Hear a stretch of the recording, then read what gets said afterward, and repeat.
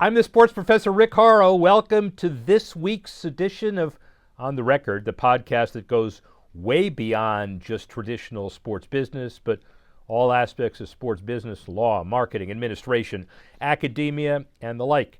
The first part, always on the record, opening drive. What are the top 5 business issues heading into the week? Special guest this week, Jerry Colangelo, themed around all things NBA, USA basketball heading to the Olympics. And after that, normally, as we normally do, how about looking ahead for the 5 to watch? So let's get started. On the opening drive number 1 this week, the blockbuster NFL antitrust verdict, nearly $4.7 billion in damages, got to be trebled. It's antitrust. Mike Florio reports on NBCSports.com. The amount will go to commercial establishments, nearly $96 million. The remaining $4 billion become the recovery for residential customers. Spokesperson for the NFL said obviously they're disappointed. It's supplemented by many additional choices: Red Zone, Sunday Ticket, NFL Plus, the most fan-friendly distribution model in all of sports and entertainment, they say. They'll contest the decision, and they believe the class action claims are baseless and without merit. Well, that's not what the jury said. And the bottom line is a hearing on July 31, up next. The NFL likely argues the judgment's excessive, and Judge Philip Gutierrez should set aside the ruling as a matter of law. If that doesn't happen, they'll appeal to the Ninth Circuit Court of Appeals and ultimately, probably, the Supreme Court, who clearly will have a decision as to jurisdiction. So that's number 1. And obviously the issue is going to be, how does it affect long-term cable and long-term NFL? We'll have to see. Number 2, good times continue. Copa America, Euros, Fox grabs the rights to both, and they deal with the rights to both. And Copa America averaged about 2.4 million viewers on Fox, trailing only the U.S. men's national team Copa America opener against Bolivia. That Thursday Panama-U.S. match, obviously beaten by the Uruguay-U.S. match and others, especially in certain cities. 3.41 million viewers in the 7:30 time slot on FS1. Copa America matches are averaging about 1.11 million viewers, up more than 400% to comparable 2021 viewing, and this is just English language television. And then you had other matches like Georgia's upset of Portugal in the UEFA championships, the first time an ambitious network double deal, not only UEFA but Copa America as well. And that's number 2, heading into the knockout rounds and the like. Number 3, FIFA asking for about $2 billion of investment into expanding streaming. The FIFA Plus, according to Bloomberg and otherwise. The streaming, they can get what they can. By the way, the Oceania Football Confederation tournament, New Zealand, Vanuatu, that is a barn burner. But the point is, with FIFA, you get to stream every match all over the place. And FIFA seeking an international new development.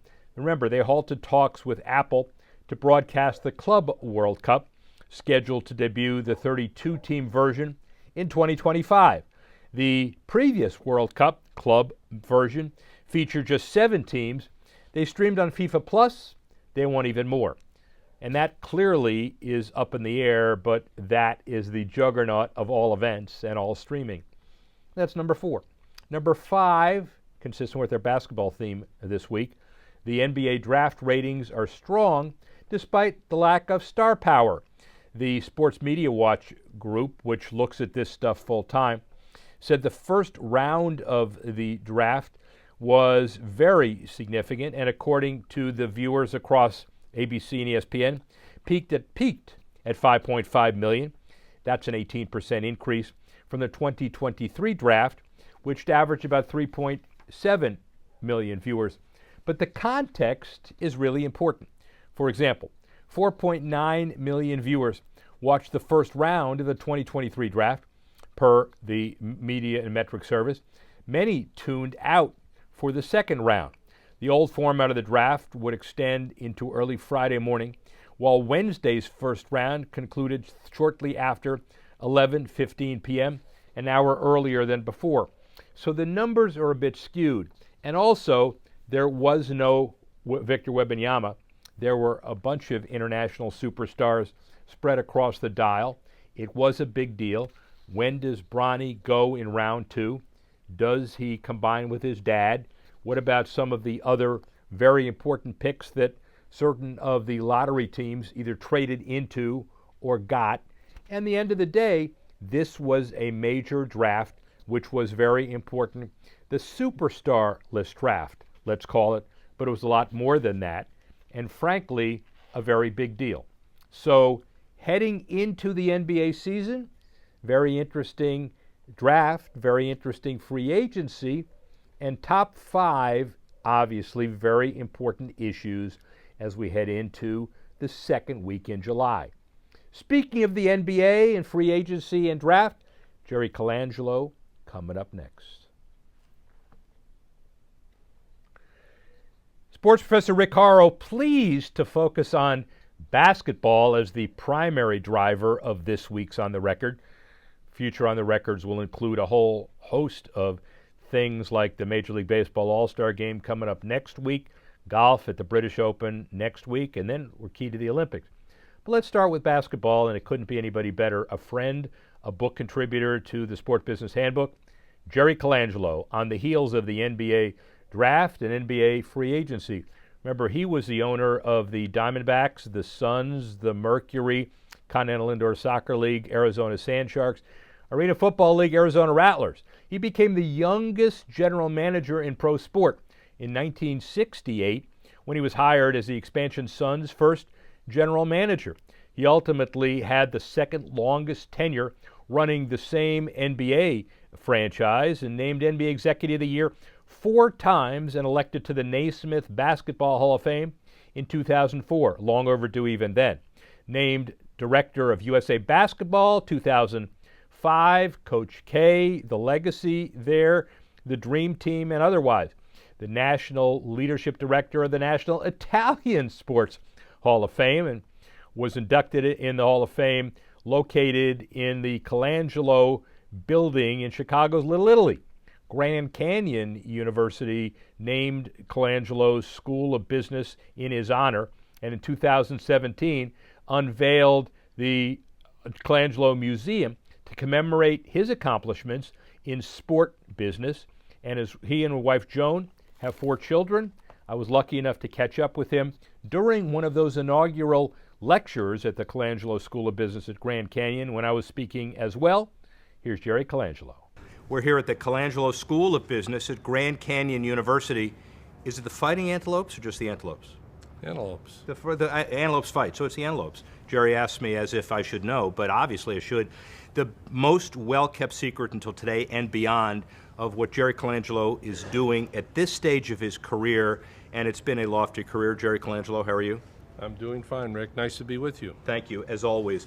When we do these interviews from time to time, you are at various stages of a successful career arc, which nobody else has had through business. So start early with your career, University of Illinois before.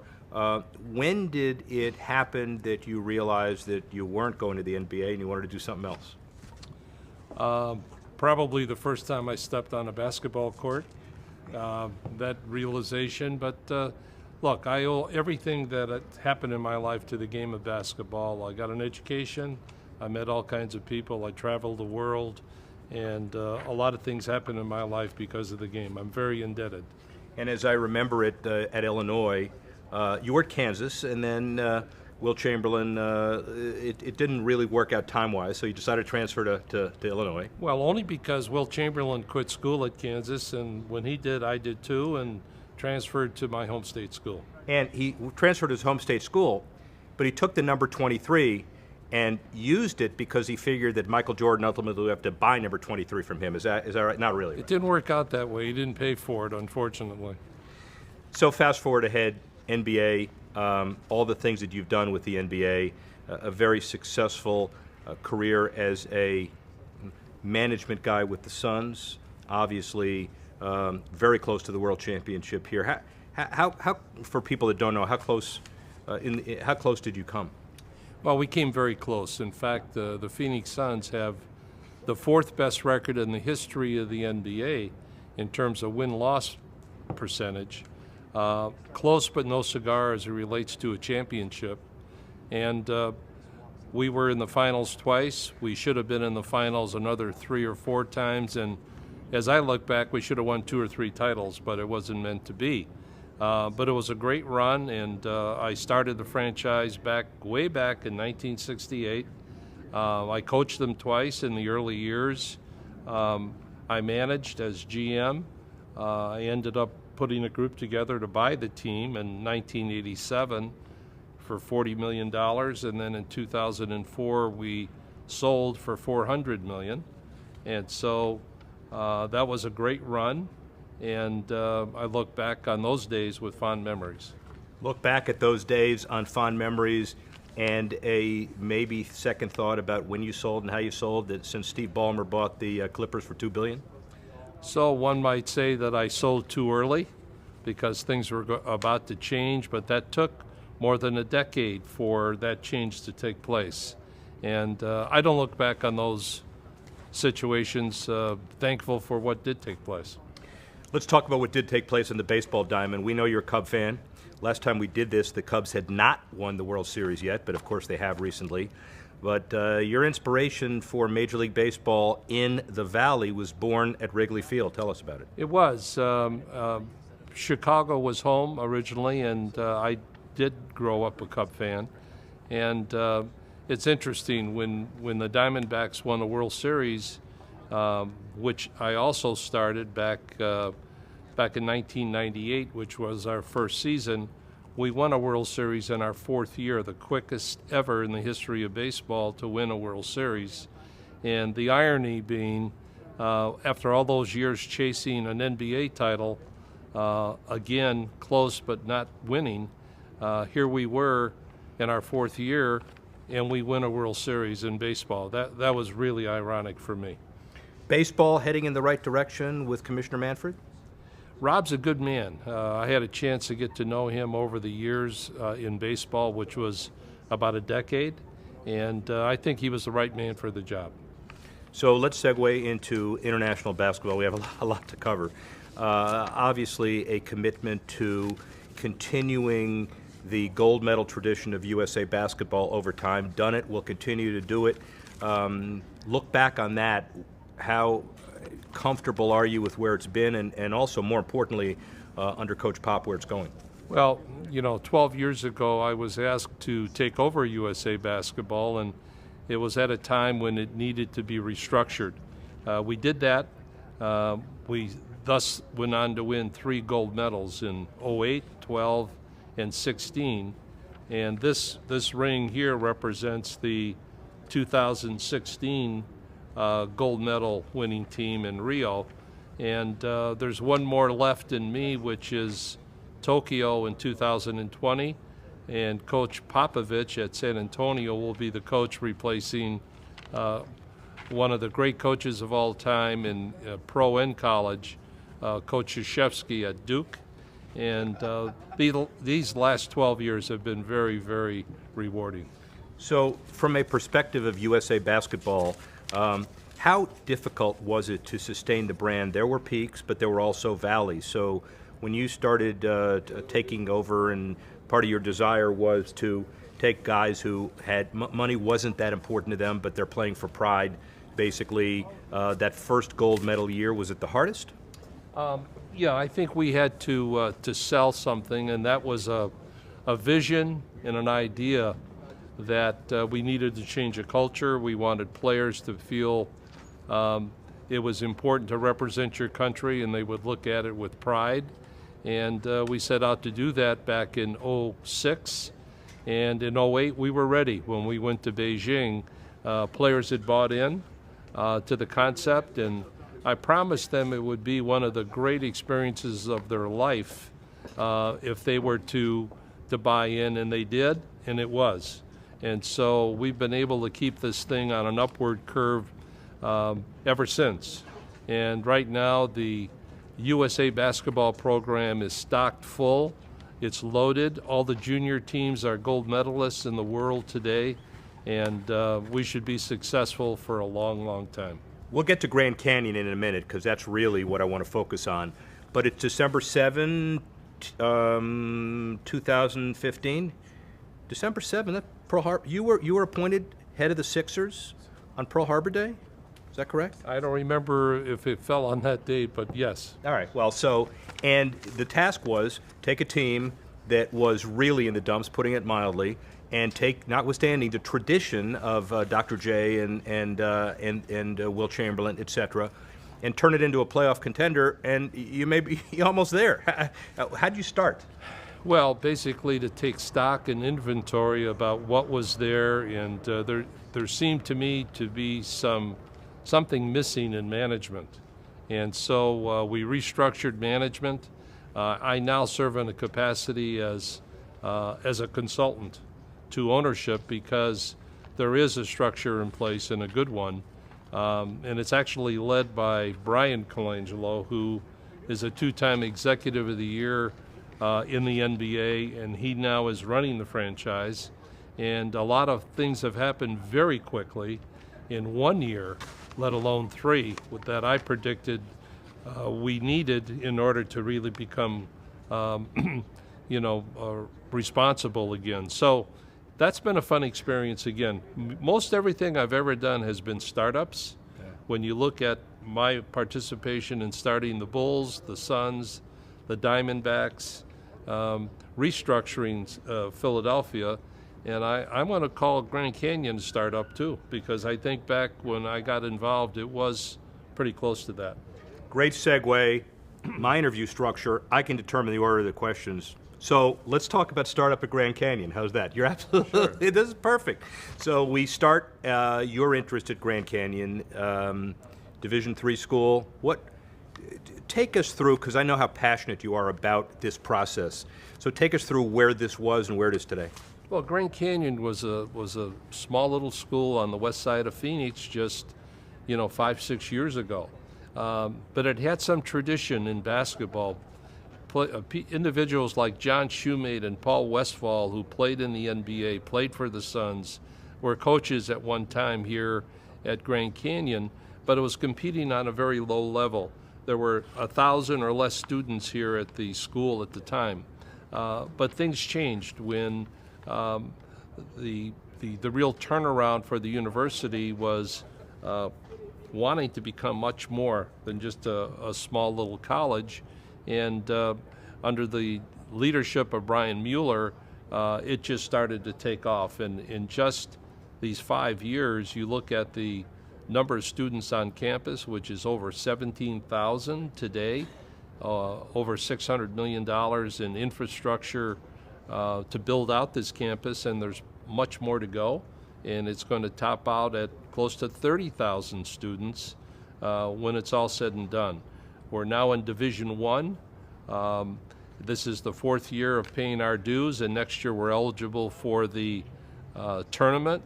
And we've got great leadership under Coach Dan Marley, a former Phoenix Sun, a guy we drafted some years ago.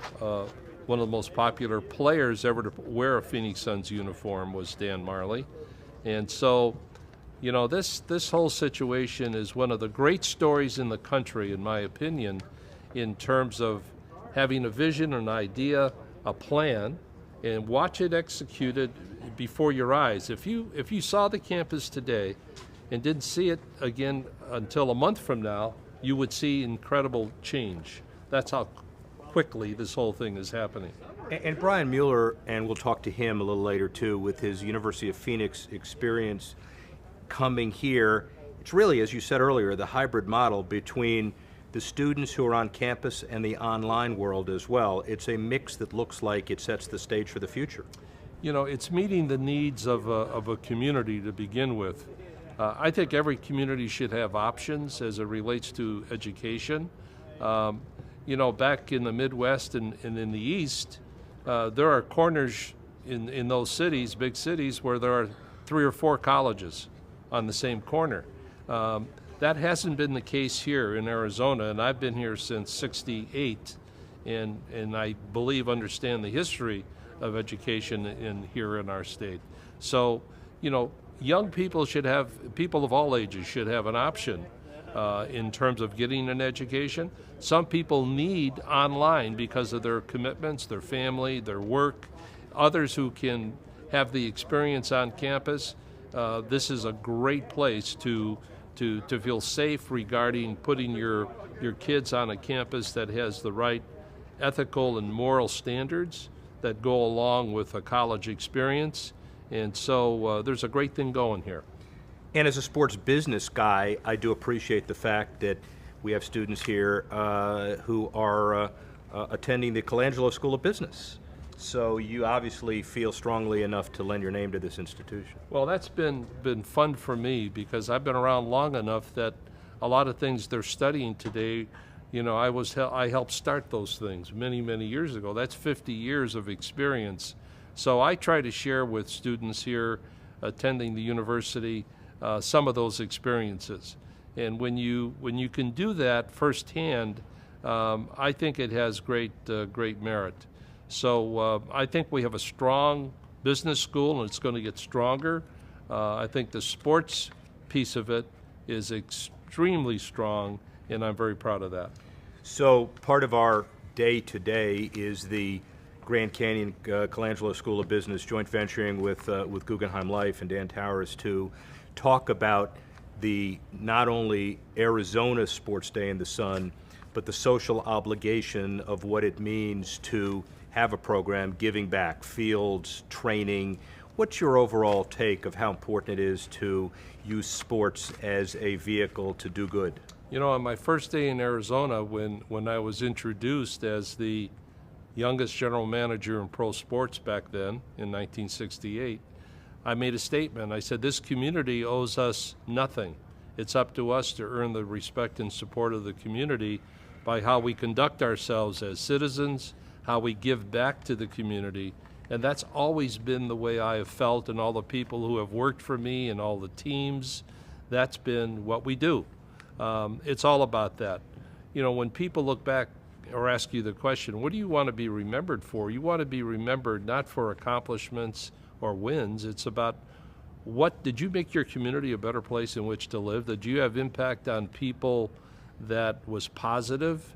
Did you do something good? What did you leave behind?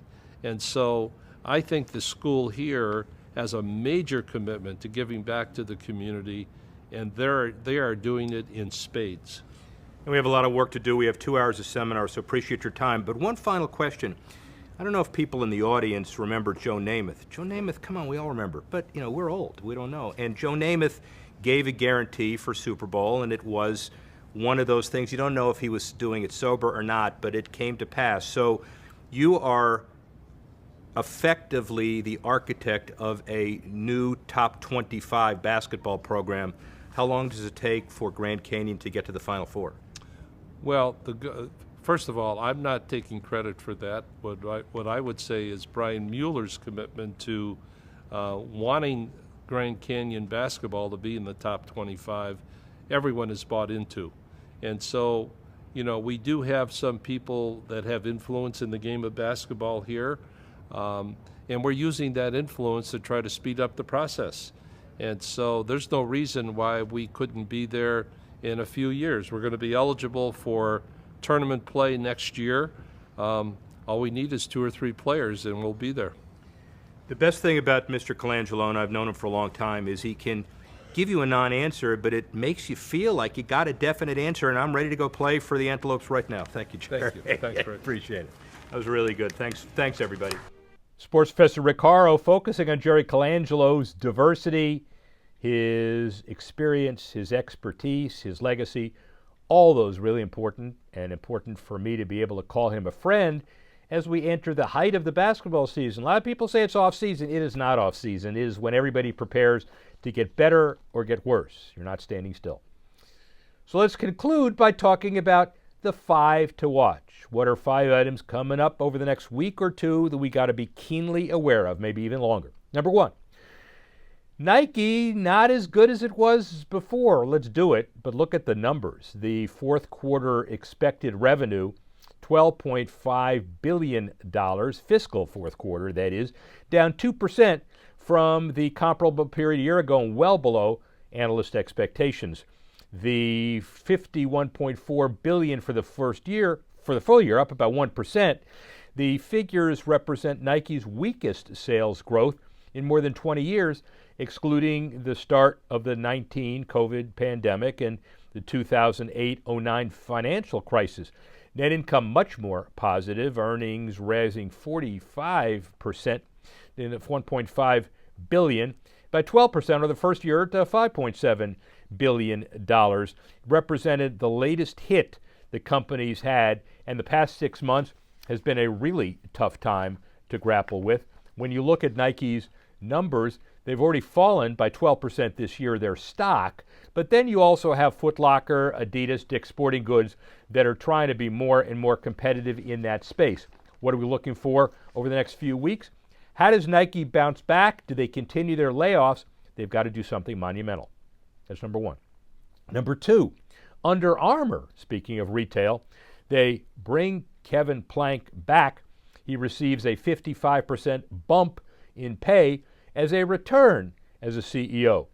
Footwear News, they chronicle that stuff, says, get ready for Kevin Plank. He's received $4.6 million in total compensation for fiscal year 2024, up from the $3 million he received just last year, including a $500,000 salary, $4 million in stock awards, as well as $127,000 in non-equity shares.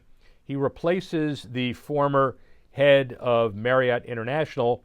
She left the board and left the company this last April. She tried, but it's in Kevin Plank's image, and one of the things that Kevin Plank has to do is deal with the vision he used to have at Under Armour and extend it to the next level. He founded Under Armour in 1996, served as CEO and chairman until January 2020. He was appointed executive chair and brand chief. Gone, COVID, now back. Got a lot of work to do. They've got some Baltimore iconic headquarters issues to deal with. They've got community issues, but they've got to increase their revenues for any credibility and standing in the growth mode. That's number two.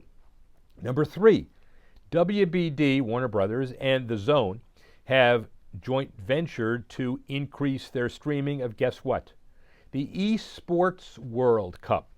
Warner Brothers covers the multi-genre esports competition on its platforms and channels in Europe, Asia, and the Middle East. And the guide through the multi-platforms includes an entirely different new audience and also helping innovations to help elevate esports coverage for their mainstream audience. The platform, by the way, mostly through coverage of boxing fights, The Zone, has previous experience in covering high-profile sporting events from Saudi Arabia, such as the heavyweight fight in late May between Tyson Furyk and Usyk. WBD, Warner Brothers, and The Zone's deals have been struck with Esports World Cup Foundation, who emerge as the governing body. Earlier this month, the tournament's co-organizers announced a commercial partnership with Kit Kat, believe it or not, and The Zone launched 10 new free-to-air channels through the expansion of its partnership with cloud-based broadcast technology Amaji. That's a big deal because esports should get the visibility it deserves, and now it gets even more. Look for esports as a major Olympic event in the not-too-distant future. That's number three. Number four, sports betting. We can predict that sports betting gets bigger. That's not a joke. That's obvious. But how about one of the states? Maryland. The Maryland take from legal sports betting in May, its highest ever. The state's take goes to the Blueprint for Maryland Future Fund, which increased more than 50.3% in May compared to last year. Most of the state's take goes to the Blueprint Fund, and in May, both retail sports books and through sports betting apps was over $430 million, more than 33% higher than a year ago. The sports books at the remainder of the sports betting locations and the sportsbooks and apps pay a 15% tax on winnings they collect. Since the launch of the sports wagering in Maryland, the contribution to the Blueprint of Maryland Education Fund reached about $83 million. Expired prizes go to Maryland's problem gaming funds, a total of $3.4 million year to date. Maryland Lottery and Gaming posts sports wagering handles, prize, and contribution dollars. That is a big number, and it keeps getting bigger. And that's number 4. Finally, number 5, how about football? How about women's football, the NFL style and otherwise? Frisco, Texas holds a competition last week, and we'll have more in the future on ESPN, national attention, the NWSL on ESPN, ESPN2, Angel Reese, Caitlin Clark, WNBA. How about the Women's Professional Football National Football Conference Championship game in front of several thousand fans at the Dallas Cowboys Ford Center in Frisco? New sponsorship and digital media deals have helped the league grow in recent years. CEO Odessa Jenkins is fighting for involvement to ensure they stay relevant, in addition to women's football, or women's basketball, obviously, and women's soccer. Women's football isn't new, and like softball, the sports drew thousands back in the 1930s, with another league popping up in the 1970s. Yet men's football obviously grabs the headline, but there's room for women's rugby, lacrosse, hockey, women's football in the mainstream now of sports sponsorship. And next month, that's what you're looking for, the NFL and ESPN teaming up to air a new flag football championship in Canton. More than 280 teams with players ranging from 9 to 18 years old, somewhat like football's version of the Little League World Series. ESPN said it plans to air girls play as frequently as boys in the network, and the bottom line is certainly attempting to capture those sponsorships. So those are the 5 to look forward to. That's our show for today. We'd like to thank Jerry Colangelo for his great interview, getting a jump on the USA Today, or USA basketball, as well as the draft, as well as other free agency in the NBA, all basketball. But more important, look at the previous 5, look at the next 5. We got a lot of stuff to do in July.